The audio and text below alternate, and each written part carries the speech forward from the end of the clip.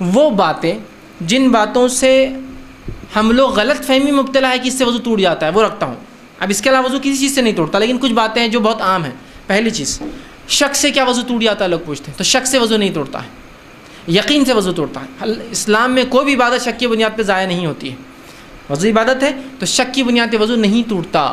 آپ کو شک ہو رہا ہے، شک کہ میرا وضو باقی ہے نہیں ہے، آپ صلی اللہ علیہ وسلم حدیث ہے جب کسی کے پیٹ میں ہوا کی آواز آئے، ابھی ہوا خارج نہیں ہوئی، اس نے گیس پاس نہیں کیا، پیٹ میں آواز آئے، گڑ گڑ گڑ گڑ ہوتا ہے پیٹ میں کہیں، تو کہا اس کا وضو ضائع نہ ہوا جب تک کہ دو چیزیں نہ ہو جائے.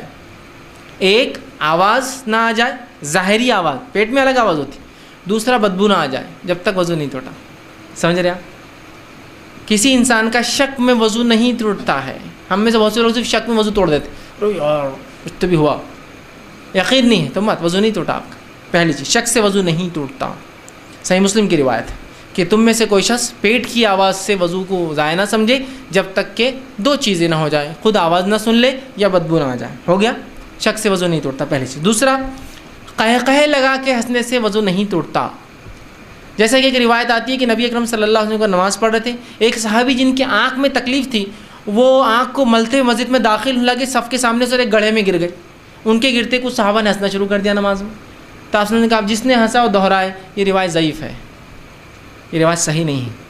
یہ روایت جس نے قہقہے لگائے وضو کرے اور دوبارہ نماز دہرائے. ہاں، قہقہے لگانے سے نماز ٹوٹ جاتی ہے، وضو نہیں ٹوٹتا. کیونکہ نماز میں کوئی بھی عمل نماز سے ہٹ کر ہونے سے نماز ٹوٹ جاتی ہے، وضو نہیں ٹوٹتا. وضو الگ مسئلہ ہے، نماز الگ مسئلہ ہے. ٹھیک، تو اس کا نماز ٹوٹیں گی، لیکن وضو کے تعلق سے وہ جو روایت ہے وہ صحیح روایت نہیں ہے. ٹھیک، چلیے آگے. تیسرا، لوگ سمجھتے ہیں کیا گناہ کو کرنے یا دیکھنے سے وضو ٹوٹ جاتا ہے؟ نہیں. میوزک سن لیتے کیا وضو ٹوٹتا ہے؟ نہیں. کسی نے میوزک سنا، آپ سننے نہیں، آپ جا رہے ہیں، میں یہ نہیں بول رہا مسلمان سنتا ہے، جا رہے ہیں سنا نہیں ٹوٹتا ہے. تو کسی گناہ کے دیکھنے یا کر لینے سے، مطلب کرنے سے وضو نہیں ٹوٹتا. یاد رکھیں، وضو کا الگ معاملہ ہے، گناہ ایک الگ چیز ہے. اسی طرح جو ہے بہت سے لوگ جو سوال کرتے ہیں وہ یہ ہے، کیا سطر کو دیکھنے سے اپنے یا کسی دوسرے کے وضو ٹوٹتا ہے؟ جیسا کہ کوئی بچہ آ گیا ننگا، میں خود نہانے گیا وہ اور نہانے کے بعد کپڑے بدل رہا ہوں، سطر دکھ گیا، تو آپ کے خود کے سطر کو دیکھنے سے یا دوسروں کو دیکھنے سے وضو نہیں ٹوٹتا. ہاں، ہاتھ لگنے سے ٹوٹتا ہے، دیکھنے سے نہیں. تیسرا، خون یا پیپ کے بہنے سے کیا وضو ٹوٹتا ہے؟ تو نہیں، خون یا پیپ کے بہنے سے وضو نہیں ٹوٹتا. اس لیے کہ صحابہ کی کئی روایت ہے کہ جنگ اور جہاد میں صحابہ ہوتے اور خون اور پسینے ان کے جسموں سے اور خون اور پیپ جسموں سے ٹپکتے، لیکن وہ نمازوں میں کھڑے ہوتے صفوں میں، جس میں سے ان کے صفوں میں سارے جنگ میں جہاد میں 4 مہینے زخم لگے ہوئے اور خون نکلتا، پیپ ٹپکتا، نماز پڑھتے.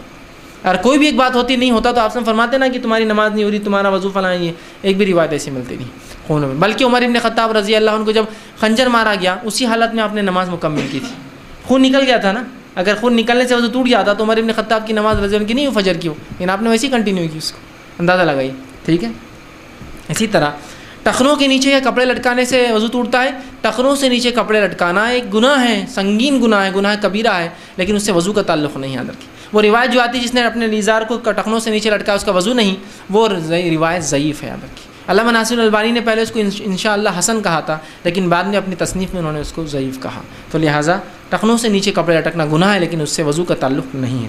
اسی طرح منہ بھر کر خے کرنے سے کیا وضو ٹوٹتا ہے؟ تو نہیں، منہ بھر کر تھوڑی خے یا خے کرنے سے وضو نہیں ٹوٹتا. یاد رکھیں. ٹھیک. اسی طرح کیا عورت کو چھونے سے وضو ٹوٹتا ہے؟ تو نہیں، عورت کو چھونے سے وضو نہیں ٹوٹتا ہے. یاد رکھیں کہ اگر خالی کوئی ٹچ کر لے چھونے وضو نہیں ٹوٹتا، اس لیے کہ نبی اکرم صلی اللہ علیہ وسلم کے تعلق سے ایک صحیح روایت ثابت ہے، بلکہ 2، کہ آپ صلی اللہ علیہ وسلم وضو کی حالت میں تھے، گھر سے جا رہے تھے اور گھر سے جاتے جاتے اپنی ایک بیوی کو آپ نے بوسہ لیا وضو کی حالت میں. سمجھ رہا؟ آپ نے بوسہ لیا جاتے جاتے وضو سے. اس سے پتہ چلا، بہرحال معاملہ وضو کا اس میں، لیکن اس سے پتہ چلا کہ اگر شوہر اپنے گھر سے جا رہا ہے اور بیوی ہے تو اس کو فیئرویل کے لیے وہ جو ہے اس کو بوسہ لے سکتا ہے. ہم کو انگریز سکھا رہے الگ بات ہے، لیکن ہماری شریعت نے ہم کو محبت کا طریقہ بھی سکھایا کہ اپنے بیویوں سے کیسی، بچوں سے کیسی محبت کی جاتی ہے نا. یہ بڑی اہم چیز ہے. انشاءاللہ میں ایک عنوان تیار کر رہا ہوں آداب الزفاف پر. بہرحال عنوان بہت سے لوگوں کا اچنبھا لگیں گا، لیکن انشاءاللہ میں اس کو پریپیئر کر رہا ہوں کہ ایٹیکیٹس آف سیکس ان اسلام، کہ اسلام میں مباشرت کے کیا آداب ہیں. یہ بڑی اہم چیز ہے. یاد رکھیے، اس نے اہم موضوع کو ہم نے مکمل ترک کر دیا، جس کی وجہ سے پتہ نہیں کیا کیا نقصان اس امت اٹھا رہی ہے. نبی اکرم صلی اللہ علیہ وسلم کا یہ معمول، یاد رکھیے، یہ معاملات سے آپ کو اندازہ نہیں ہوگا کہ بہت سے لوگ پریشان تھے، یار میری بیوی جو ہے میرے کو تنگ کر کے رکھ دی، بس وقت دو بولتی. یاد رکھیے، عورتیں ہم سے وقت نہیں چاہتی ہے، عورتیں ہم سے ہمارا تھوڑا سا اچھا وقت چاہتی ہے بس.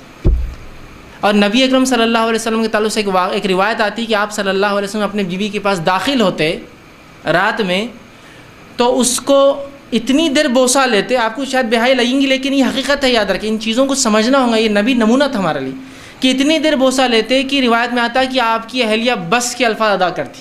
فنش. سمجھ رہے ہیں آپ بات کو؟ مطلب ایسی محبت کا اظہار کرتے کہ عورت اپنی طرف سے کہتی بس مجھے محبت کا اظہار ہو گیا, دس از انف, میرے لیے فنش.